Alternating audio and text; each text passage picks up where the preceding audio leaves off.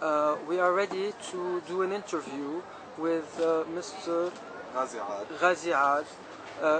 Can you briefly state to me who you are and what you represent in this organization? I am a director of a group called SOLIDE, which stands for Support of Lebanese in Detention and Exile, and SOLIDE specialized is promoting the.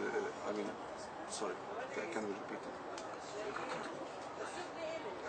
We're working on the file of the Lebanese who were detained by Syrian forces in Lebanon and then transferred to Syria. Okay, and we are now in a tent. Let me just show my viewers a little this tent, just live here. We are going to take some pictures, video of it. We see the Virgin Mary, Jesus Christ. We see some of the different people here. We see this young lady here, which you will explain to me who she is in a bit. And basically we see an oven right here, which I don't understand why there is an oven. There is a small kitchen.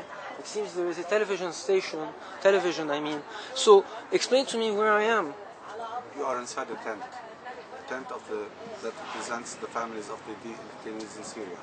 This tent started on the 11th of April 2005, 2 weeks prior to the withdrawal of the Syrian forces from Lebanon.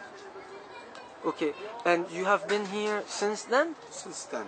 You mean for 4 years? 4 years to 2 months. And every day? Every day. 24 hours? 24 hours, 7 days a week. And the international news, no one knows about this? Yes, of course. We received many media outlets, international media outlets, that came to this stand, and they interviewed many of the families. They interviewed SOLIDE members, and we lobbied for the cause of the Lebanese who were detained by the Syrian forces prior to their withdrawal from Lebanon. Okay, so how many Lebanese are detained approximately in Syrian jails right now? Well, the word approximately defines everything, because we don't know exactly how many Lebanese were detained by Syrian army and then transferred to Syria, because most of the families were afraid at that time to report the missing of their loved ones at the hands of the Syrian intelligence. But on our list, we have 600 names. When we started this sit-in, we had only a list of 280 names, and after the withdrawal of the Syrian forces from Lebanon, people started to come to us and report the missing of their loved ones at the hands of the Syrian intelligence. And the number now is 600. And could you please tell me, how long have these Lebanese, should I call them prisoners of conscience, how long have they been? No, they are not. They are not prisoners of conscience. They are victims of enforced disappearance, which is a crime against humanity. The Syrian army arrested them illegally, outside the law, and then transferred them to Syria also illegally, to be detained in secret detention centers, and then the Syrian authorities refused to disclose their fate and whereabouts, turning them into victims of enforced disappearance. So. And how long have they been in that situation? The policy of arresting Lebanese and taking them to Syrian detention centers started has been a continuous process since 1976, the year they swept into Lebanon. And what kind of, when they go into jail in Syria, we know that it is not one of the most democratic nations in the world. What kind of atmosphere, if I may say, in jail do these Lebanese have? Let me start by saying that according to Amnesty International, there are 38 methods of torture inside Syrian detention centers. That's a well-known... Could you give us one example?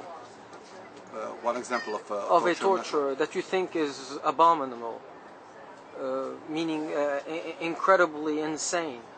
German chair, for example. What is a German chair? It's a hollow chair that they put inside the arms, under armpits, and then they turn that chair backward, so they turn the back of the person backward like this. Okay. To put that pressure on the spine. And so what happens after? Many people were paralyzed. Wow. Okay. And so what exactly, now can I move to the question of the Lebanese government?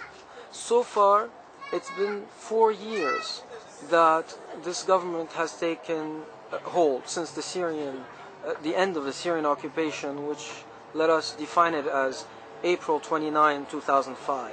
Since then, 4 years have passed, and we see that these Lebanese and Syrian jails are still there. Why is that, and what do you want out of the Lebanese government to do, and what are the shortcomings of this Lebanese government, in your opinion? When we started the sit-in, we had two objectives in mind. The first objective is that we had this sit-in in front of the United Nations House in Beirut. We had two objectives. The first one is that the withdrawal of the Syrian army from Lebanon, according to the UN Resolution 1559, is incomplete as long as the issue of the Lebanese arrested by the Syrian army is not resolved. And the second objective is to have an international commission of inquiry to look into cases of enforced disappearance at the hands of the Syrian intelligence. What the government did was they neglected the demand, and they went to the Arab League instead. So they applied to the Arab League to resolve the issue, knowing that most of the countries in the Arab League have the same conditions like Syria. Okay, so what? My next question is, what would you want Syria to do? We want Syria to disclose the fate of all the Lebanese who were detained by its forces in Lebanon, and and took them into secret detention centers, and we don't know their fate. Okay, we know that a new government is going to be coming into existence once June 7th, the elections of Lebanon.